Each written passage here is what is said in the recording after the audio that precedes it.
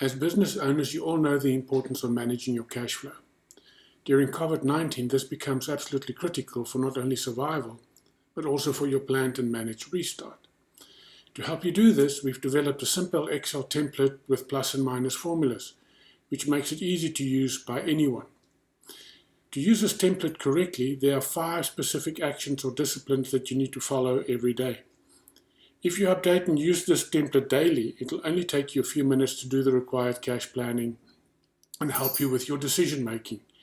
If you don't, and you skip a few days, be prepared for a few frustrating hours to get up to speed again. Or you will realize too late you are in trouble. This action box here explains to you the required discipline for this template. Don't skip a step. I can share many examples of projects that didn't follow this discipline to their own detriment. So the first step that you do, and we've got these numbered icons to take you through this process, is the first thing that you do is you need to enter your expense items, your line items for running your business. This can include your rent, salaries, telephone, utilities, office supplies, insurance, suppliers, and whatever other item you need to add there. That same list of items, expense items, you then need to copy underneath your credit payment. The reason why we duplicate this is that going forward, once we start filling in some values, is you're going to start moving payments between cash and credit to optimize your cash flow, which is why this duplication is required. The third step that you're going to do is you have to change where we just have days, you have to change that to dates. So we strongly suggest that you use this sheet, this Excel sheet on a daily basis. It will give you the best results. It'll give you peace of mind. However, if you want to do this weekly, that's fine. It works the same way. After you've done that, you then need to enter the cash that you have on hand. So cash on hand, let's say for this example, you've got $5,500 on hand. You still have $2,450 available on, let's say, your credit card. In other words, that's not your credit card limit, that's what you still have available. And you've made $900 worth of sales today, or any revenue that you have received. You also have some expenses today. So just for this example again, let's say you have a telephone bill of $500 that's due.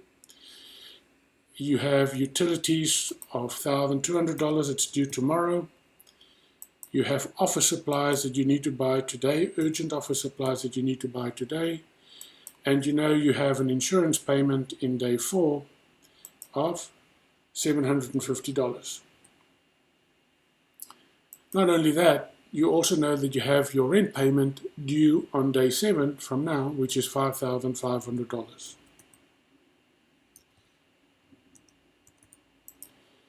So if you input all your cash that you have today and you input all your expenses, you can then see that by day 8, you don't have any cash on hand, you're in a negative.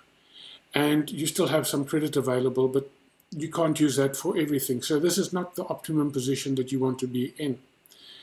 So a few things. Let's start moving some expenses around. So instead of paying your office supplies with cash, let's say you pay your office supplies with your credit card. Let's do the same with your utilities. Let's say your utilities you pay by credit card instead of by cash. And let's say we do the same with insurance, and you make your insurance payment by credit instead by using cash. And everything else stays the same. Your salaries, your rent still stays the same. So what happens, because you've moved your expenses around, if you actually planned ahead, you can now see that your cash position is optimized. You still have some hard cash on hand, and you still have some funds in your credit card or your credit facility as well. However, remember we said you also need to forecast your revenues or your cash received going forward. So let's say you know that you're going to make another sale of $600 then, in day 6, another $900, day 7, $250, and these can be based on a forecast or just the trends that you're beginning to see in terms of how your business and your customers is adjusting to the COVID-19 reality. So every time you do that, you can see that your cash position is increasing. However, you do know that your salaries are coming up in day 12. So let's say your salary is $10,000. So whichever way you look at it, where you are at today, day 1, you can see that by day 12, if this is your forecast and these are your expenses, that you're going to run into a cash shortage of $7,850 or $7,550 if you keep credit in mind by day 13. So now you have a few ways of managing this. Either you need to reduce your salaries. So let's say you have to reduce your salary payments by half because you simply don't have a choice.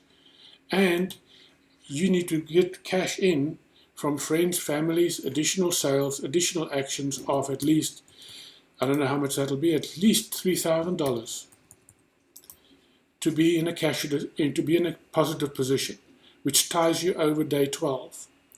So this is how this tool is being used. You can start inputting your expenses for 2-3 weeks, 4 weeks in advance. The longer the better. The more accurate your cash receipt forecast is, the more accurate your cash position is, and the better decisions you're going to make. Make sure you don't skip any of your expense items. Make sure you don't duplicate any of your expense items, and make sure you don't over forecast or under forecast expected cash received or revenues. So easy to use tool.